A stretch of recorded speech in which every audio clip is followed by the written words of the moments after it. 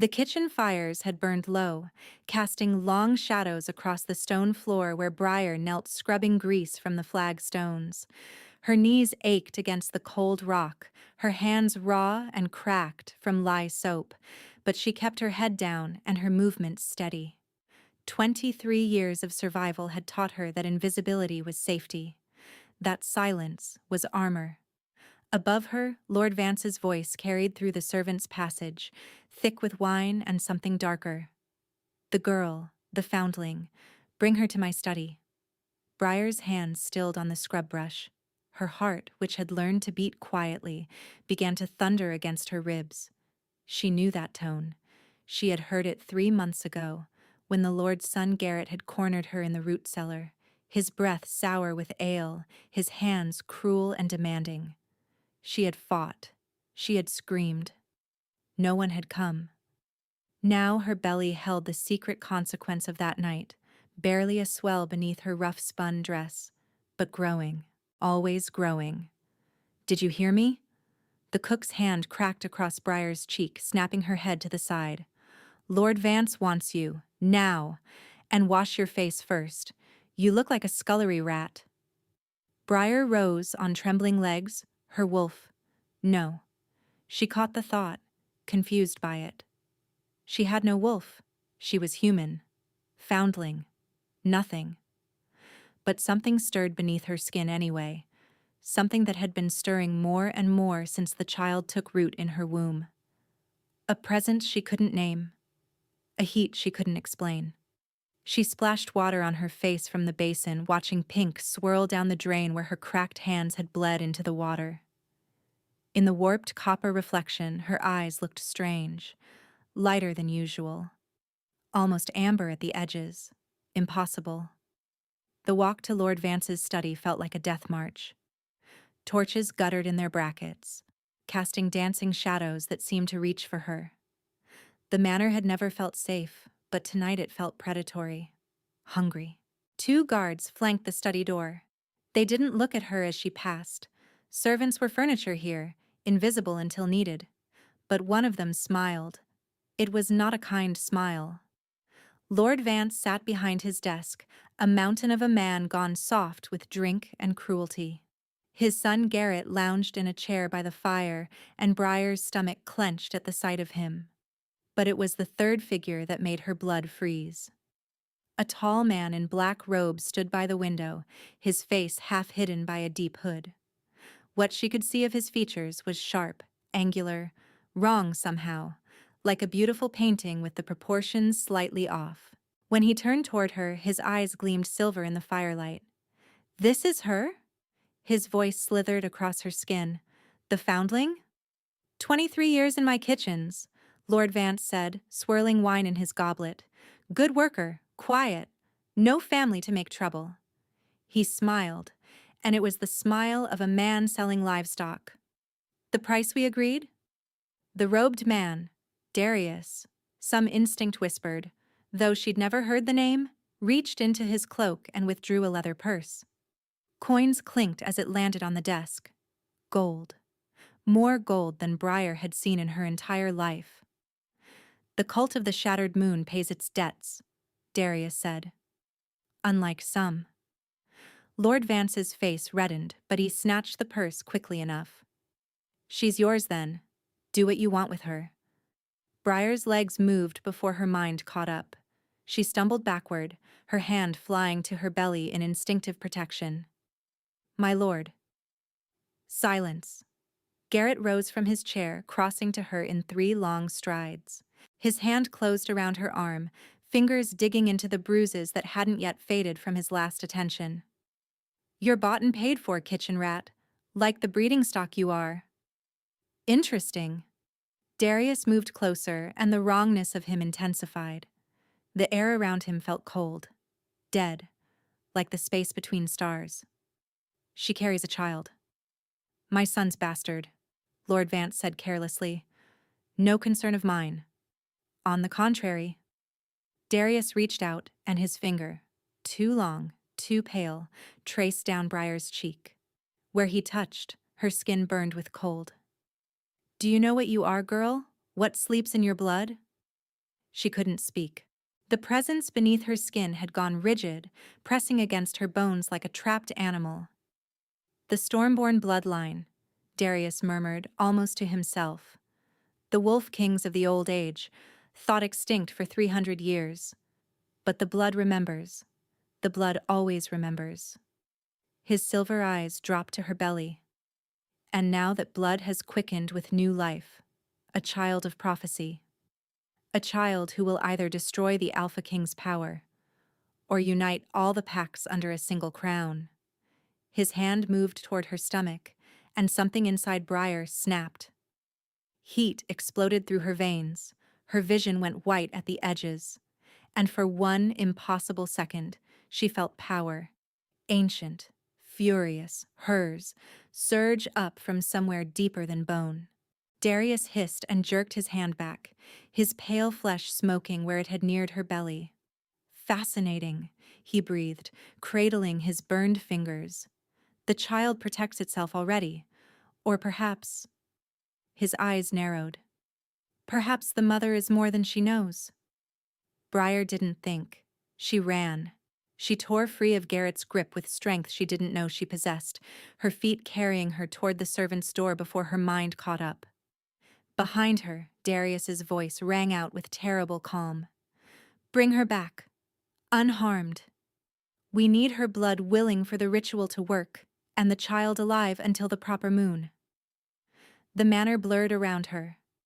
Corridors she'd walked for 2 decades became a maze, but her body seemed to know the way. Down through the kitchens, past the sleeping cook. Through the garden gate that had been rusted shut for years, but swung open at her touch like it had been waiting. The forest loomed ahead, dark and forbidden. The wild lands. The border territories that Lord Vance had always warned servants never to enter. Monster country, he called it. The Alpha King's domain. Briar ran into the darkness without looking back. She ran until her lungs burned, until her legs shook, until the thin slippers on her feet tore away entirely, and she was barefoot on frozen ground, her blood leaving a trail for anyone to follow. The trees here were ancient, massive, their branches blocking out the stars. No path, no light. Only the desperate thunder of her heart and the tiny flutter of the life inside her, the child she would die to protect. My child. Whatever else happens, you will not be their sacrifice. She didn't know how long she ran. Hours, maybe. The cold seeped into her bones. Her thin dress, meant for kitchen work, offered no protection against the winter night. Frost formed on her eyelashes. Her breath came in ragged clouds, and still she ran. The presence beneath her skin, her wolf, the impossible wolf, guided her somehow. This way. Keep moving. Shelter ahead. She didn't question it. She couldn't. All that existed was the next step, the next breath, the fierce determination to survive. Dawn was graying the sky when she finally fell. Her body simply stopped responding. One moment she was stumbling forward. The next she was on her knees in the snow, her hands braced against frozen earth, her vision swimming with dark spots. Get up. You have to get up. But her muscles wouldn't obey. The cold had burrowed too deep. The fear and exhaustion had taken too much. She collapsed onto her side, curling instinctively around her belly, trying to share what little warmth remained with the life inside her. The snow felt almost soft beneath her cheek. The sky above was beautiful, pearl gray and rose gold, the colors of a world she would never see again. I'm sorry, she thought to her child. I'm sorry I couldn't save us. The last thing she heard before darkness claimed her was the howl of wolves. Not hunting cries, but something else. Something that sounded almost like alarm. Something that sounded like found her. Then warmth surrounded her. Impossible, blazing warmth. And strong arms lifted her from the snow. A voice rumbled against her ear, deep as thunder, rough as broken stone. Get the healers ready, now. She tried to open her eyes, tried to see the face of whoever held her. But the darkness was too thick, too heavy, pulling her down into dreamless nothing. The last sensation she registered, before consciousness slipped away entirely, was a hand, massive, gentle, trembling, pressing over her belly, over her child, and a single word, whispered like a prayer: impossible. Warmth. That was the first thing Briar became aware of. Warmth so complete, so enveloping, that for a moment she thought she must have died and somehow found her way to whatever peace existed beyond the cold. But the dead didn't feel pain, and her body ached with it. Every muscle screamed from her desperate flight through the forest. Her feet throbbed where stones and ice had torn them raw. Her lungs burned with each breath, still recovering from the frigid air she'd gasped for hours. She was alive. The realization brought a rush of emotion so intense it nearly dragged her back under. Alive. Her child still safe inside her, still that tiny flutter of warmth beneath her heart. They had survived the night. Silk whispered against her skin as she shifted. Silk. She had never touched silk in her life, had only seen it on Lady Vance's gowns, had certainly never imagined lying wrapped in it. The sheets were soft as clouds, warmed by something she couldn't identify, and the mattress beneath her felt like sleeping on summer grass. Where was she? Briar forced her eyes open, blinking against the soft light filtering through gauze curtains. The room swam into focus slowly. High ceilings painted with scenes of wolves running beneath moonlight, walls of pale stone, furniture carved from dark wood that gleamed with polish. A fire crackled in an enormous hearth, casting dancing shadows across a thick carpet woven with silver threads. This was no servant's quarters. This was a room fit for royalty. Terror spiked through her veins. Had Darius found her? Was this some elaborate trap? Comfort before the cage? She tried to sit up, to run, to do something other than lie helpless in this beautiful prison. Easy. The voice stopped her cold. It was deep. Deeper than any voice she'd ever heard, resonant with an authority that seemed to press against her very bones. Not threatening, not exactly, but undeniable. The kind of voice that expected to be obeyed simply because it had never been anything but. Briar's head turned toward the sound before her mind caught up. He sat in a chair beside her bed, close enough to touch, his massive frame unnaturally still. She registered details in fragments, her overwhelmed mind unable to take in the whole of him at once. Dark hair, shot through with silver at the temples, a jaw carved from granite, shadowed with stubble, shoulders broad enough to block out the firelight behind him. Hands, those same massive hands that had lifted her from the snow, she somehow knew, gripping the chair's arms with white-knuckled intensity. But it was his eyes that trapped her. Dark as the forest she'd fled through, dark as the space between stars, they fixed on her face with an intensity that made her breath stutter in her chest.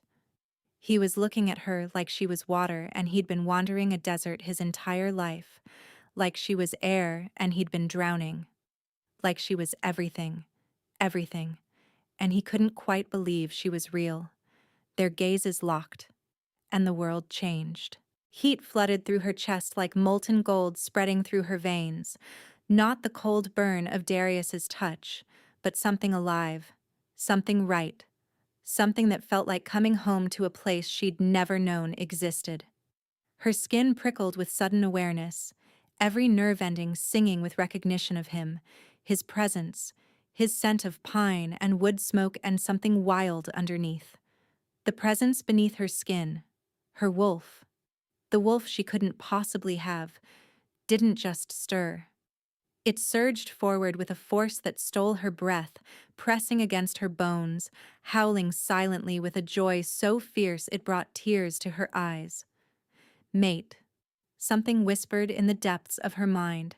Mate, mate, mate. His sharp inhale filled the silence between them.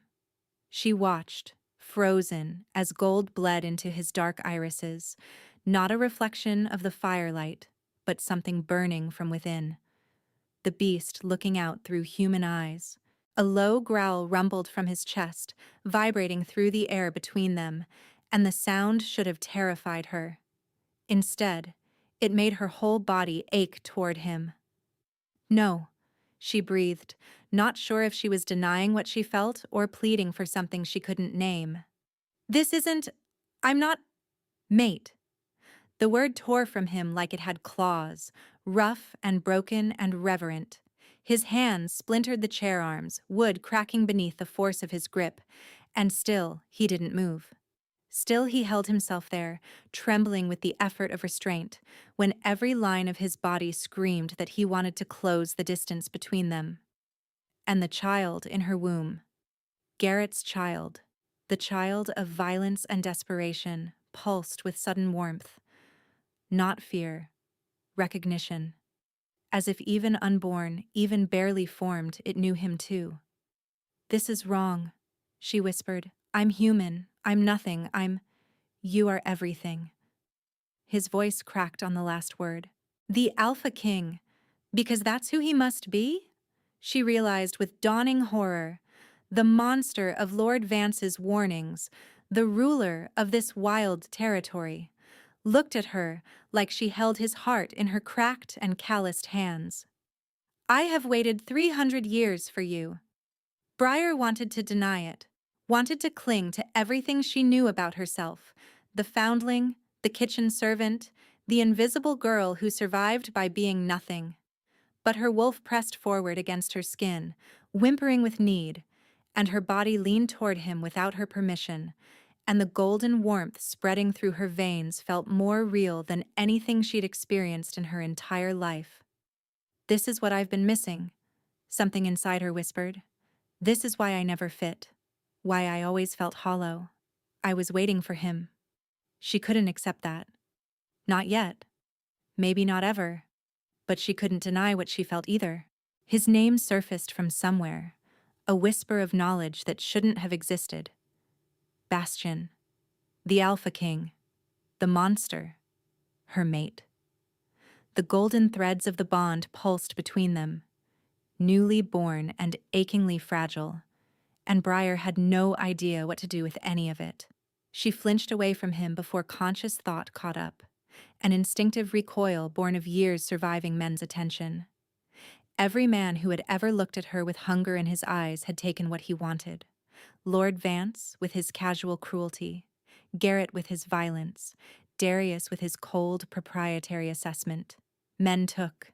That was the only lesson she'd ever learned. And this man, this king, looked at her with more hunger than all of them combined.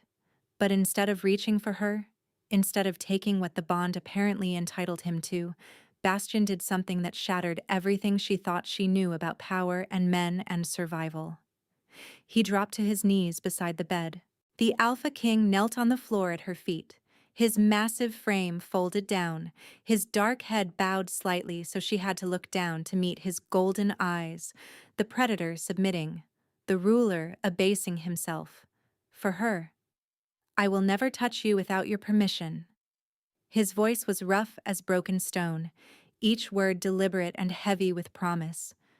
"Your body belongs to you alone, not to me, not to anyone. What you feel between us, I feel it too, like fire in my blood, like the moon calling my wolf to howl. But that feeling does not give me rights over your flesh."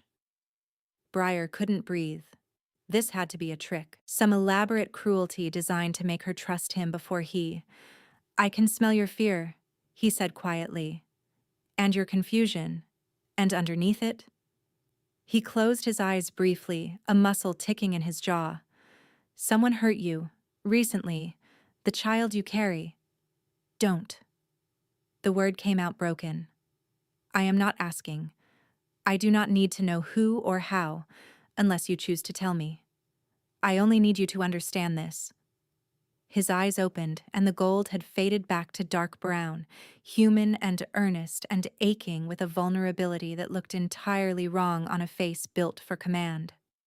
"However long you need to feel safe with me, A day, a month, a year, forever. I will wait. I have waited 3 centuries already. I can wait longer. She wanted to believe him.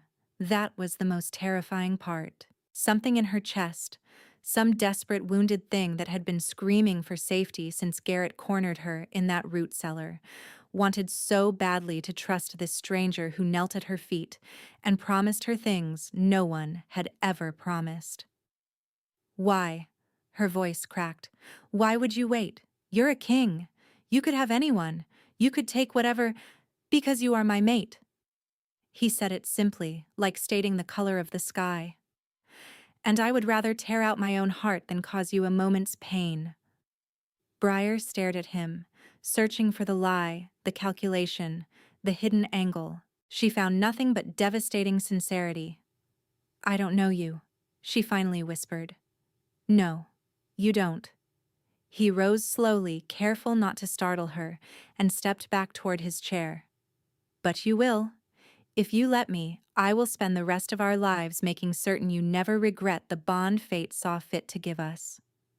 He settled back into the chair, the one with splintered arms from where he'd gripped it so hard, and folded his massive hands in his lap, the posture of a man prepared to wait. And he did. That first night, Briar slept fitfully, jerking awake every few hours expecting Darius's silver eyes, or Garrett's cruel hands, or the cold of the forest floor. Every time she woke, Bastian was there in his chair, awake, watching over her. He never moved toward the bed, never even suggested it. Just sat vigil like a guardian statue, and when she caught his eyes in the darkness, he would murmur, "You're safe. Go back to sleep." She didn't know how to reconcile it. The hunger she'd seen in him, the raw possessive need, versus this careful distance, this patience. By the third night, she stopped flinching when he entered the room. He brought her food himself. Rich soups and fresh bread, and fruits she had never tasted. Things that would have been unimaginable luxuries in Lord Vance's kitchen. When she asked why the servants didn't bring her meals, he said simply, "Because you flinch at strangers, because no one else needs to see you vulnerable while you're healing, because I can cook better than most of my kitchen staff, and I wanted to." The Alpha King cooked for her. She had no framework for understanding that. On the 6th night, exhaustion finally caught up with him. She woke in the small hours to find his head tipped back against the chair, his breathing deep and even, dark circles beneath his closed eyes that she hadn't noticed before. He looked younger in sleep, less like a king, and more like a man who had been running on will alone. Briar watched him for a long time, the golden warmth in her chest pulsing steadily, her wolf settling into something like contentment for the first time she could remember. She wasn't ready to trust him, not entirely. Maybe not for years, but for the first time in her life, she thought she might be ready to try. The whispers started on the 7th day. Briar had finally felt strong enough to walk, her torn feet wrapped in soft bandages by the palace healer who smelled of herbs and asked no questions. Bastian had offered his arm. She had declined it, but allowed him to walk beside her through the palace corridors. It was beautiful here, all soaring stone and silver moonlight filtered through high windows, but the beauty felt hostile. The nobles who passed them stopped and stared. Conversations died into silence. Eyes raked over her rough-spun dress, the only garment she owned, laundered but still obviously servant's clothing, and landed on her belly with calculation and disgust. "The Alpha's whore," someone whispered, just loud enough to hear. "Pregnant with another man's bastard. Thinks she can trap him with some foundling's trick? Pathetic, really. He'll tire of her soon enough." Briar's face burned. She had survived worse, had endured worse.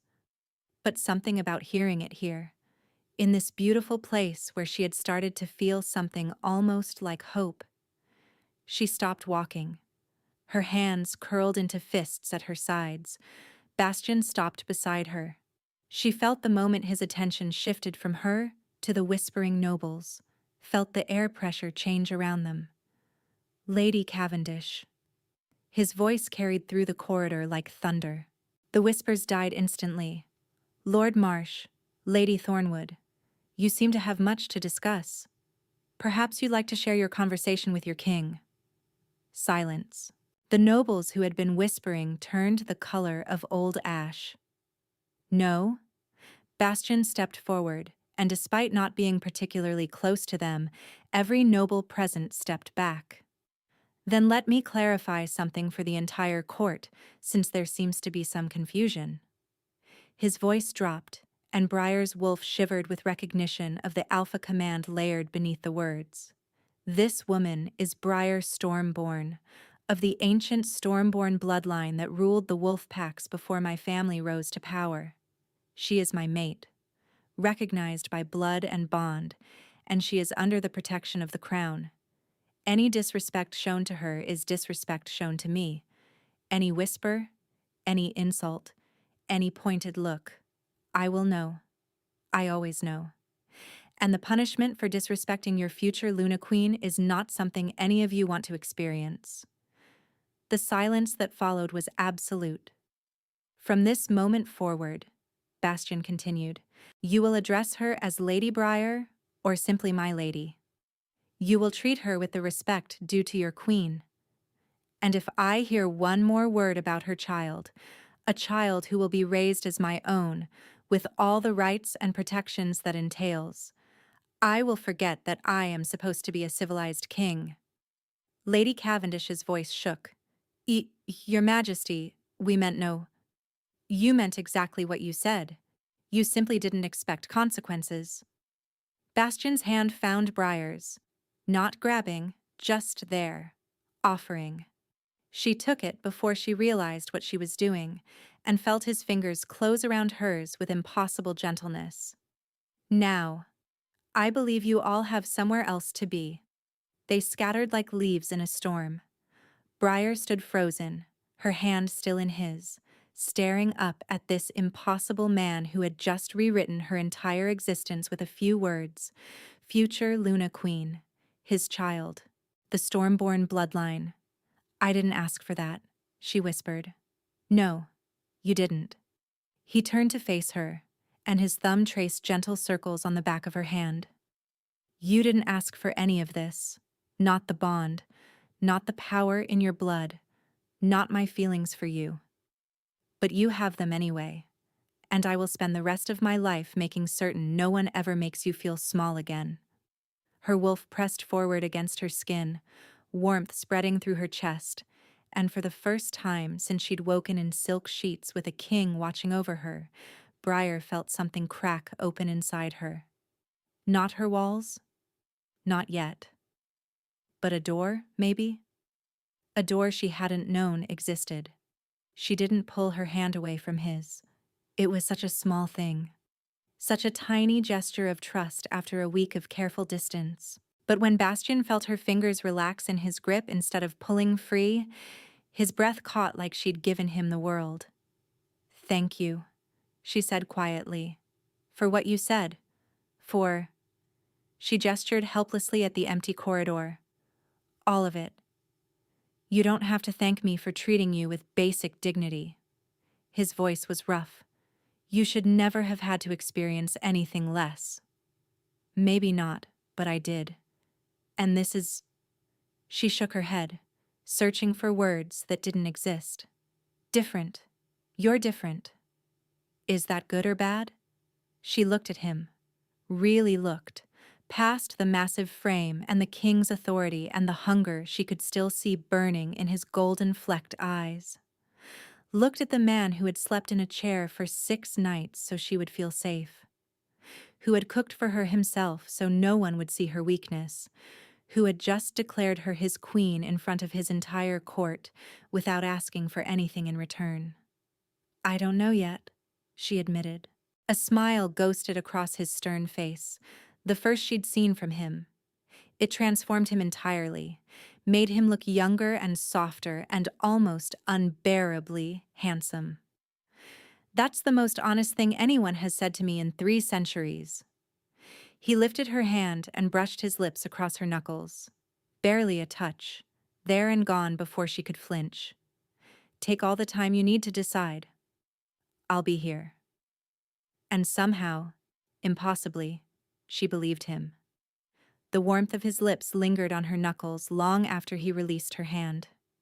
Briar stood in the corridor, heart hammering against her ribs, watching the Alpha King, her mate, impossible as that still seemed, incline his head to her with a gentleness that made her chest ache. I should let you rest, Bastian said, though something in his voice suggested the last thing he wanted was to walk away. The healers mentioned you've been on your feet too long today. I feel fine. The words came out defensive, automatic. 23 years of proving she wasn't weak, wasn't a burden, wasn't someone who could be discarded without consequence. Old habits died hard. I know you do. His dark eyes softened. But your body is doing remarkable things right now, growing a new life while your own is changing. You're allowed to rest without it being a sign of weakness. Her hand drifted to her belly before she could stop it. The child, Garrett's child, conceived in violence and terror, pulsed with that strange warmth again, as if responding to Bastian's words, as if it could hear him somehow, could feel his presence the same way she felt the bond humming between them. Will you walk me back to my chambers? The request surprised her almost as much as it clearly surprised him. His eyebrows rose fractionally, and that ghost of a smile returned. I would be honored. They walked in companionable silence through corridors that had grown familiar over the past week. Servants bowed as they passed, their eyes curious but no longer hostile. Word of Bastian's declaration in the great hall had spread quickly. Briar could see the shift in how people looked at her. Not as a dirty secret the king was keeping, but as something precious he intended to protect. It was deeply unsettling, being precious to someone, being worth protecting. You're thinking very loudly, Bastian murmured. I'm thinking that I don't understand any of this. She glanced up at him, trying to read his expression. The mate bond. My blood. The way my... She stumbled over the word. The way the wolf inside me keeps pressing forward like it's been caged for 23 years and suddenly found the key. Because it was. And it did. He paused outside her chamber door, turning to face her fully. The Stormborn bloodline was systematically hunted after the last of your family fell. Those who survived went into hiding, suppressing their wolves so thoroughly that the ability passed into dormancy. Your parents, whoever they were, must have hidden themselves so deeply that even they forgot what they were. And the bond woke it up. The bond woke it up, he confirmed. Mating bonds have power beyond simple attraction. They call to everything we are, human and wolf alike. When I touched you that first night, when our eyes met, your wolf recognized me even though you didn't know she existed. Briar's breath shuddered out. This is all so much. I know. He reached out slowly, giving her time to pull away, and tucked a strand of hair behind her ear. His fingers barely brushed her skin, but heat bloomed everywhere he touched. Rest now. I'll have dinner sent to your room.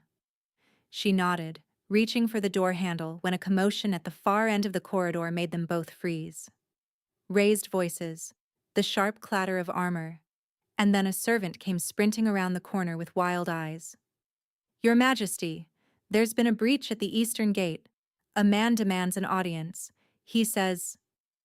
The servant's gaze flicked to Briar, and something like fear crossed his face. He says he's come to collect what was promised to him. Ice flooded Briar's veins. Her wolf, who had been purring contentedly at Bastian's nearness, went rigid with recognition. She knew that phrasing, knew exactly who would use it. Darius, she whispered. Bastian's entire demeanor shifted. One moment he was the gentle man who'd brushed her hair back with tender fingers. The next, he was the Alpha King, power radiating from him in waves that made the air feel thick. His eyes bled gold, and a growl rumbled from deep in his chest.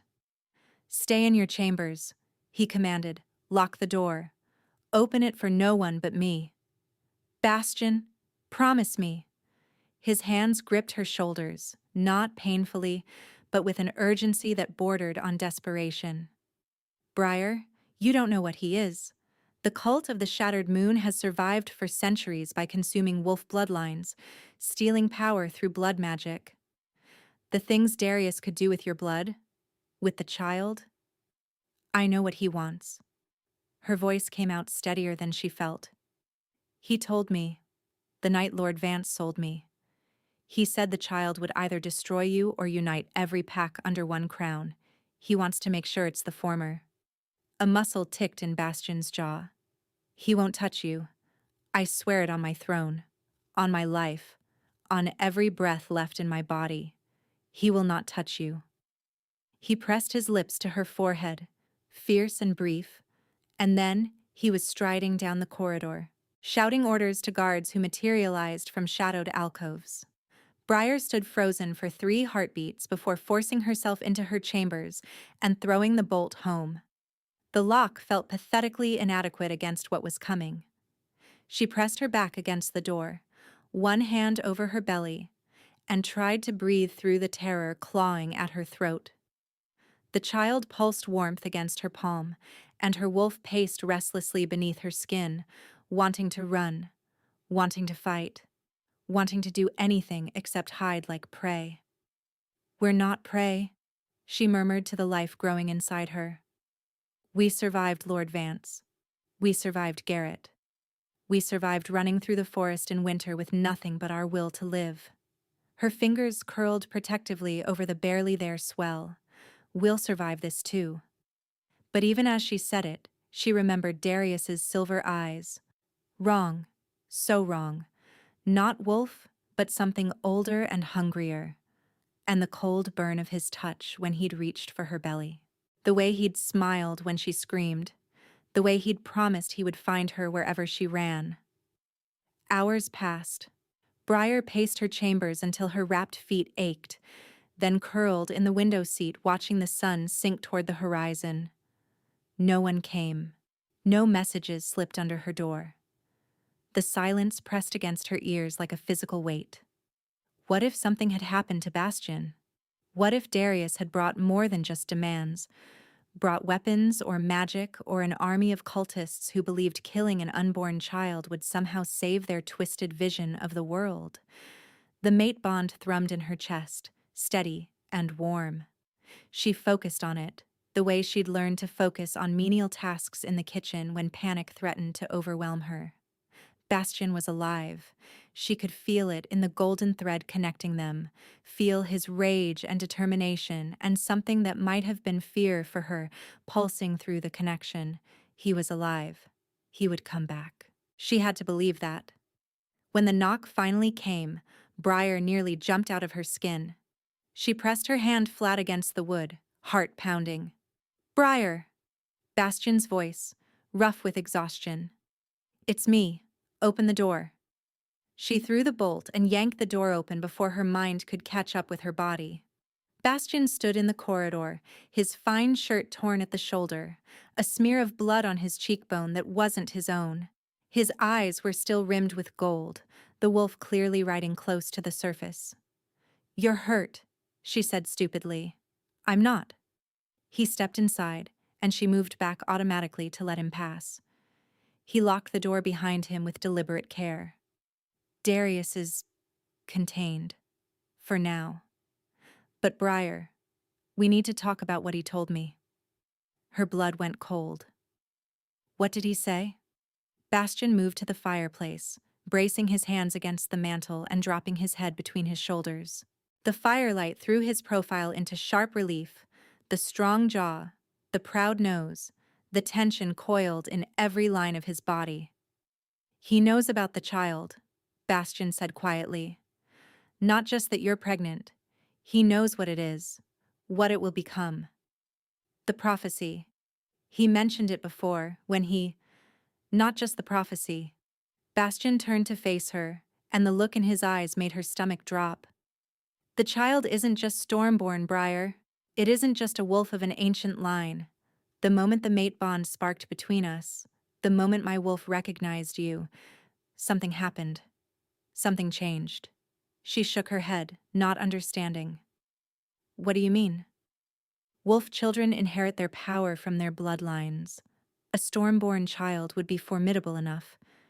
Your ancestors could call lightning from clear skies, could command storms that leveled armies.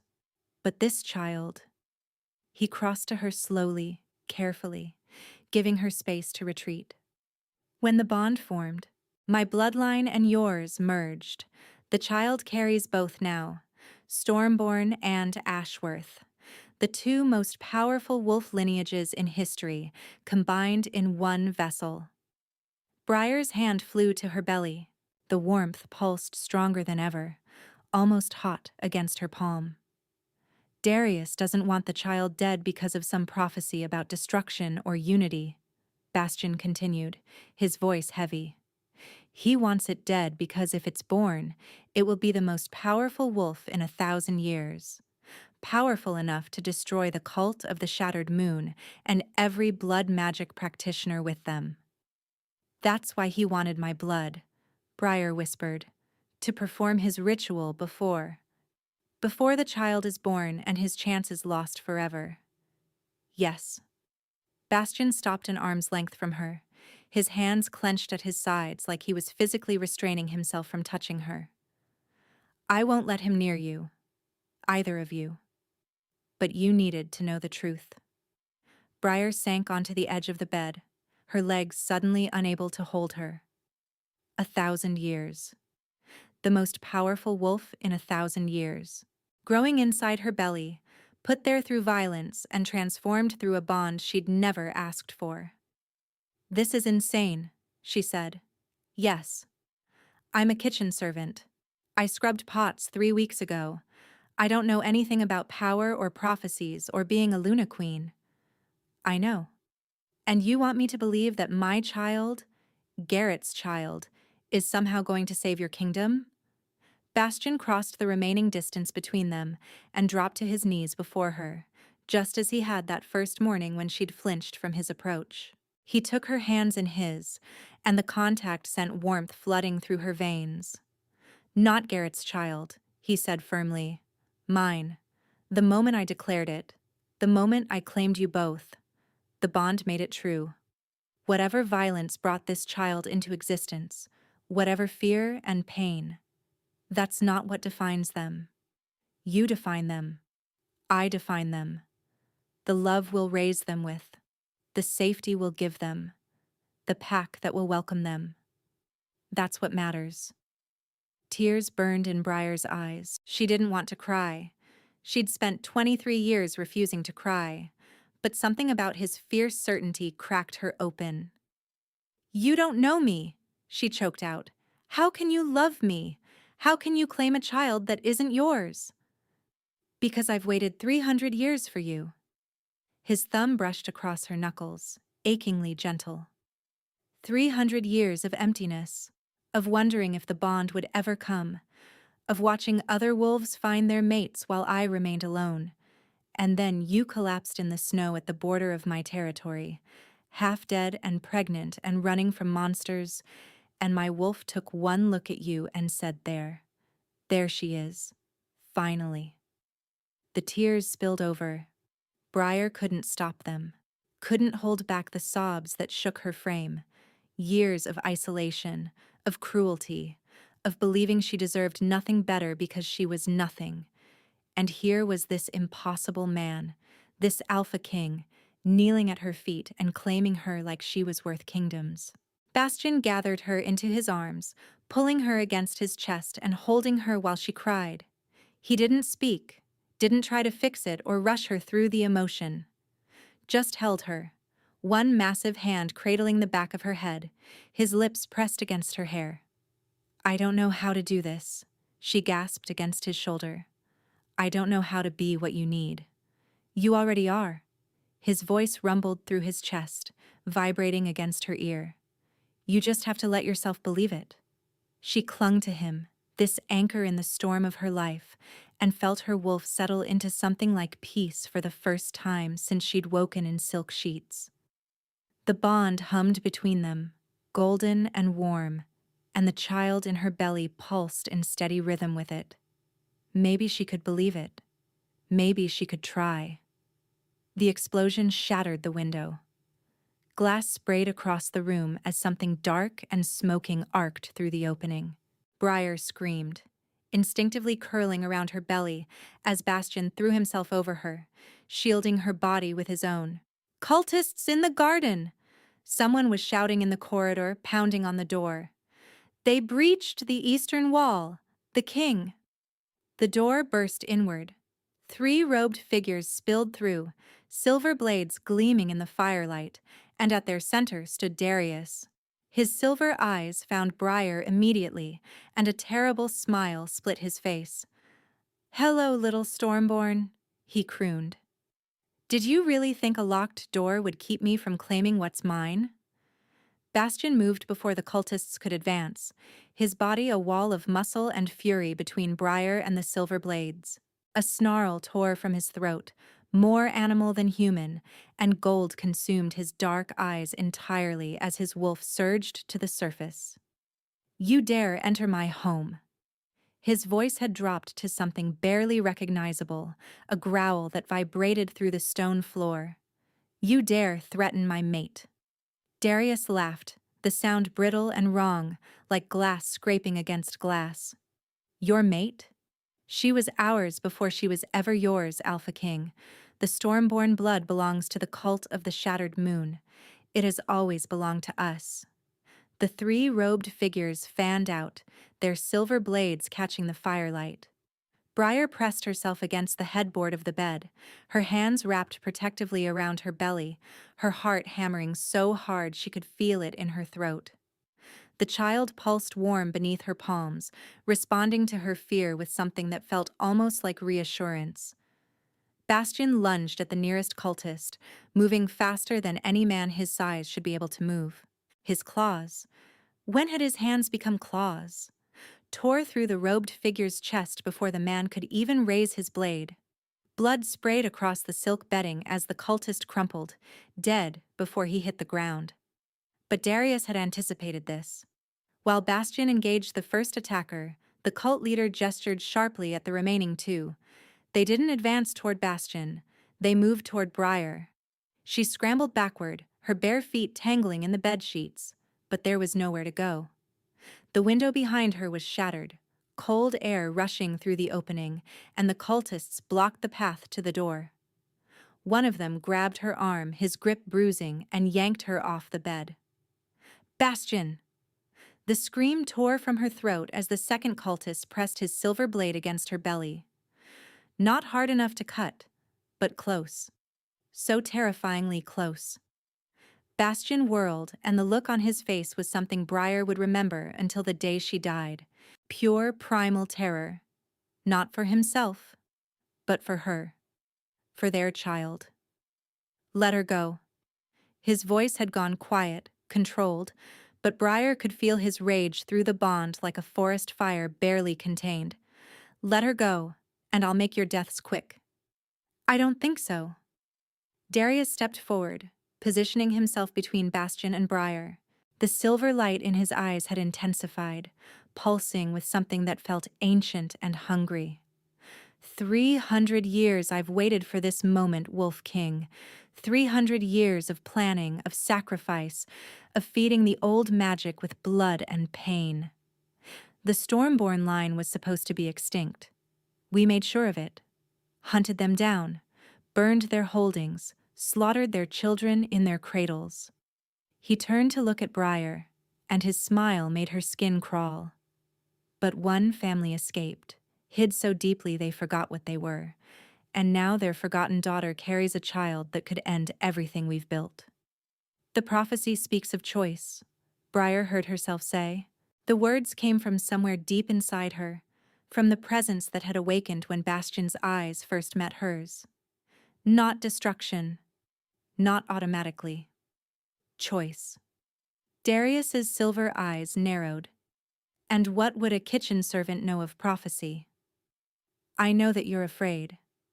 Her voice grew stronger, steadier, even as the blade pressed cold against her belly. I can feel it.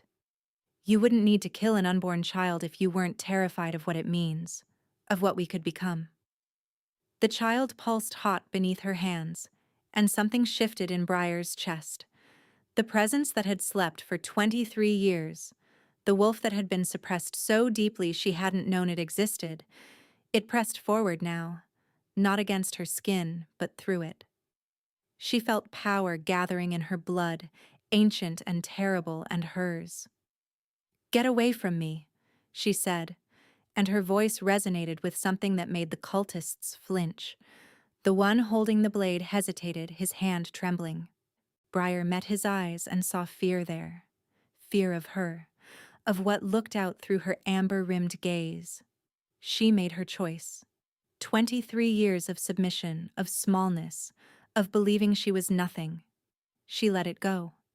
Let it fall away, like the chains it had always been. She was not a kitchen servant. She was not a foundling with no past. She was Stormborn, daughter of wolf kings, and she would not let these monsters take her child. Heat exploded through her veins, white-hot and consuming. The child in her womb blazed like a small sun, feeding power into her blood, amplifying what had always been there waiting. Briar raised her hands and lightning crackled between her fingers. The cultist holding the blade screamed as electricity arced through his body, his grip on her arm releasing as he convulsed and fell. The second cultist lunged toward her, but Briar thrust her palm forward, and a bolt of pure white light slammed into his chest, throwing him across the room to crumple against the far wall. She turned to face Darius. The cult leader had gone pale, his silver eyes wide with something that might have been awe if it weren't so clearly terror. Behind him, Bastion stood frozen, watching his mate with an expression Briar couldn't read. Wonder, perhaps. Pride. "The prophecy speaks of choice," Briar repeated.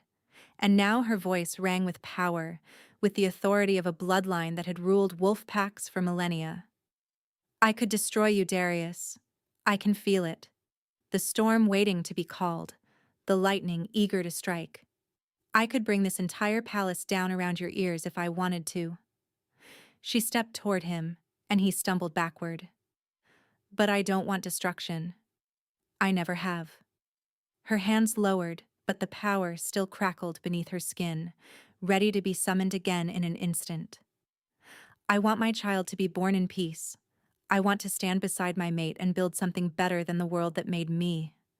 I want unity, Darius. Not because some prophecy demands it, but because I choose it." "You cannot choose," Darius snarled, but his voice had lost its confidence. "The blood knows what it knows. The magic is mine." Briar's eyes blazed gold, fully gold now. Her wolf and her power merged into something new. "The choice is mine, and I choose my mate. I choose life. I choose to be more than the scared girl who scrubbed pots and let men hurt her because she didn't know she could fight back." She raised her hand and lightning gathered in her palm, not to strike, but to hold, to show him what she could do if he forced her hand. "Leave my territory," she said.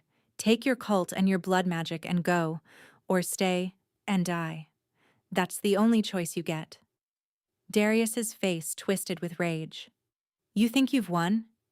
You think this changes anything? The old magic will not be denied.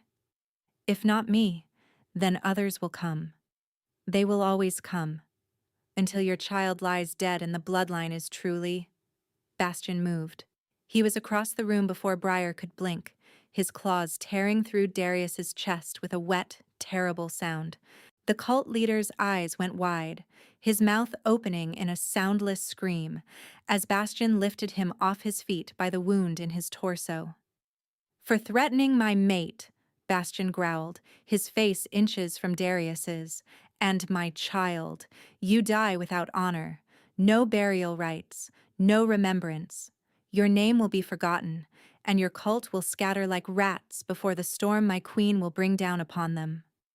He twisted his claws, and something inside Darius broke. The silver light in the cult leader's eyes flickered, dimmed, and went dark. When Bastion released him, the body crumpled to the floor and did not move again. Silence fell over the chamber, broken only by the crackle of the fire and the howl of wind through the shattered window. Briar stood with lightning still flickering between her fingers, staring at the body of the man who had haunted her nightmares, who had wanted to sacrifice her child to ancient magic. Dead. He was dead. It was over. The power faded slowly, draining from her blood like water through sand. By the time Bastion reached her, she was trembling, her legs threatening to give out beneath her. "I've got you." His arms wrapped around her, strong and warm and safe. "I've got you both." She buried her face in his chest, breathing in his scent, pine and musk and something uniquely him, and let the tears come. Not from fear this time, but from relief so profound it was almost painful.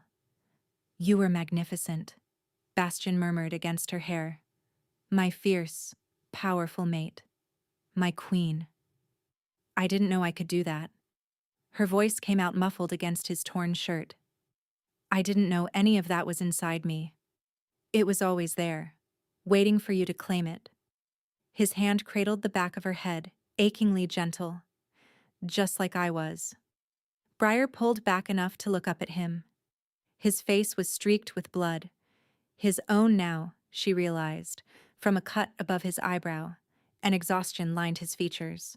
But his eyes, still rimmed with gold, held nothing but tenderness as they met hers. "I want to mark you," she said.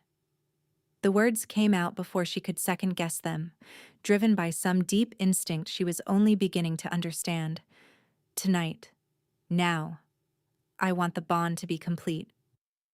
Something shifted in Bastion's expression. Hunger, barely leashed. Hope, almost painful in its intensity. "Are you certain?" His voice had gone rough, his hands tightening on her waist. "Once it's done, it cannot be undone. You'll be mine, Briar. In every way that matters. And I'll be yours." "I know." She reached up to cup his face, her thumb tracing the line of his jaw. "I've been yours since I woke up in silk sheets with you keeping vigil in a chair. I just didn't know how to admit it yet." He made a sound that was half groan, half growl, and swept her into his arms. The bodies on the floor, the shattered window, the chaos of the attack.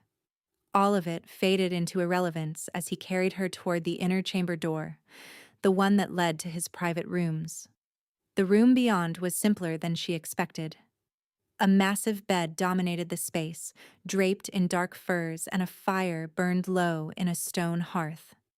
Bastion laid her down on the furs like she was something precious, something sacred, and stood over her with gold blazing in his eyes. "I need to hear you say it," he said, his voice strained with control.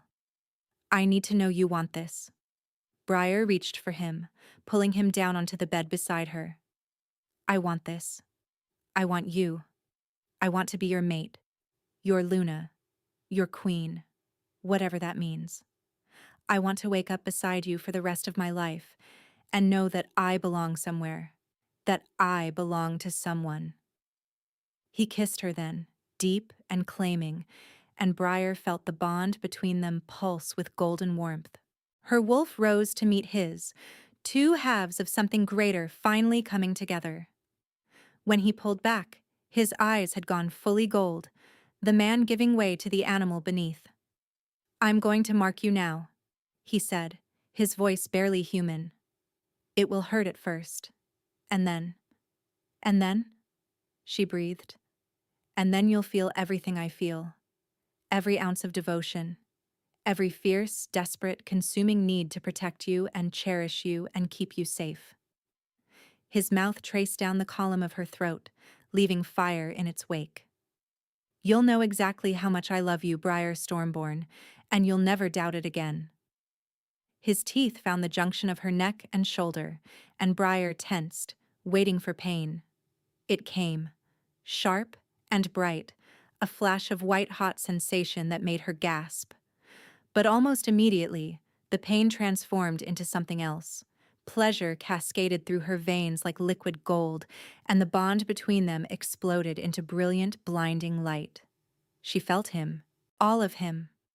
300 years of loneliness, 300 years of waiting, of wondering, of ruling a kingdom without anyone to share it with. And then, her.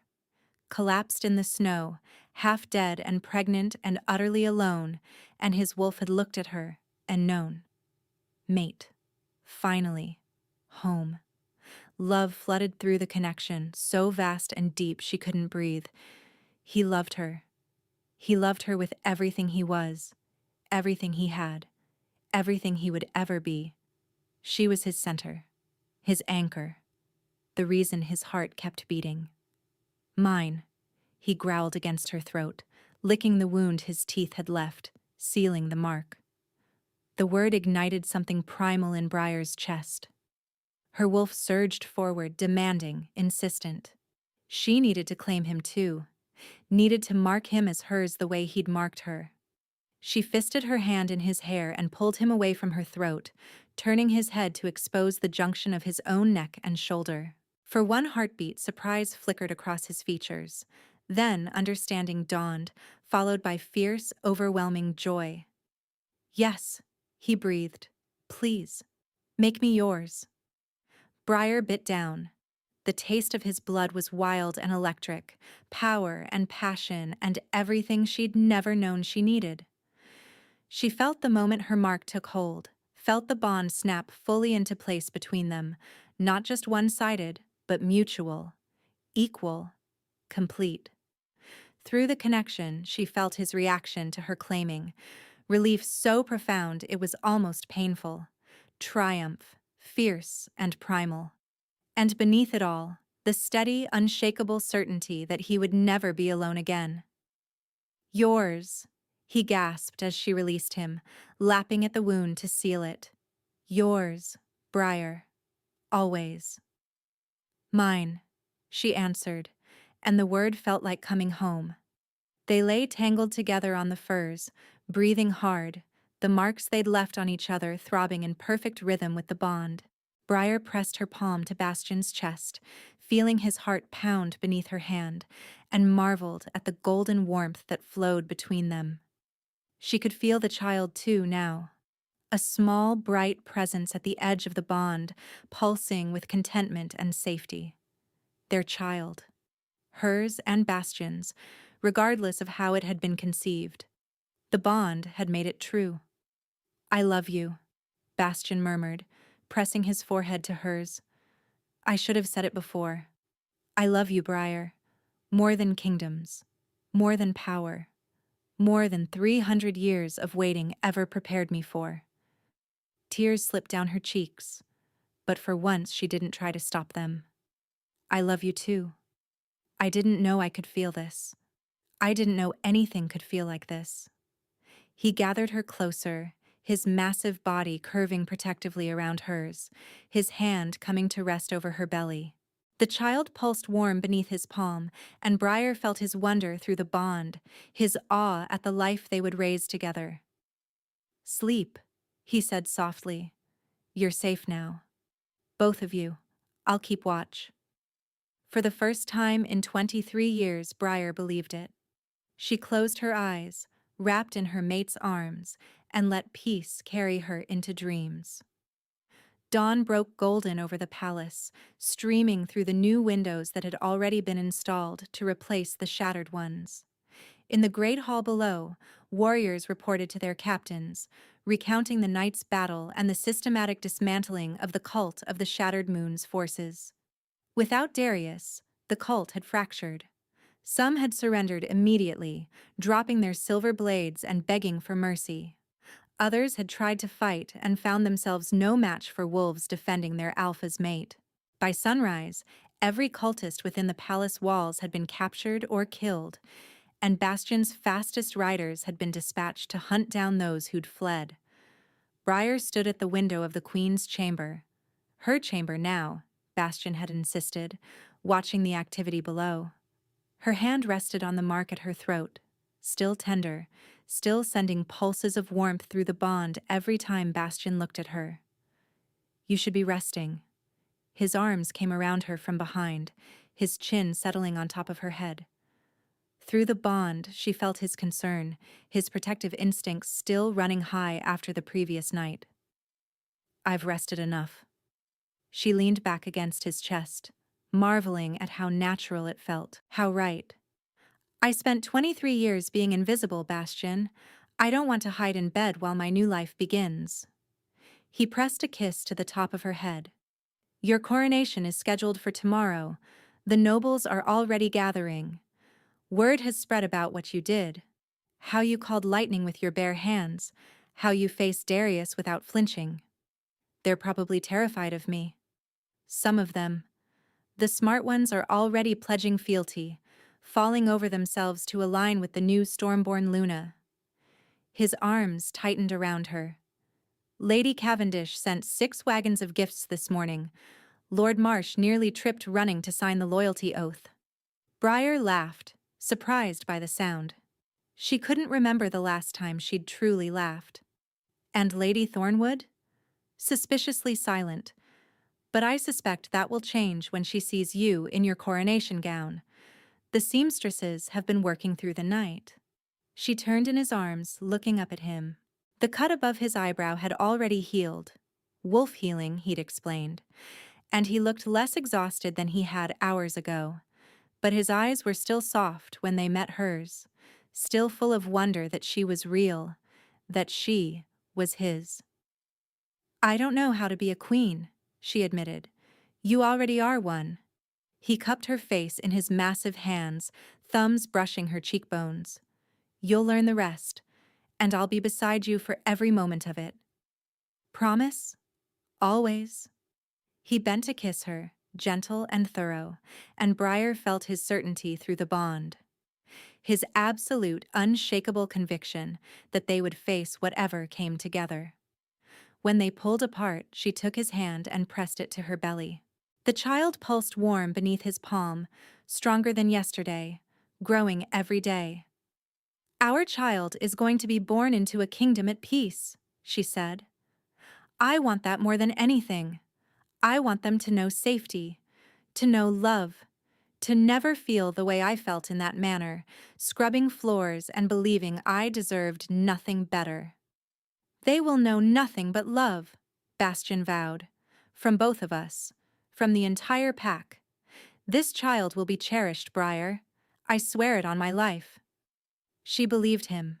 Through the bond, she could feel the truth of his words, the fierce protectiveness he already felt for the life growing inside her. "Then let's go face our kingdom," she said. "Together." Bastian smiled. A real smile, the kind she suspected he hadn't worn in centuries, and offered her his arm. "Together, my queen."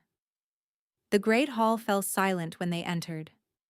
Nobles who had whispered about the pregnant servant mere days ago now dropped into deep bows, their eyes respectfully averted.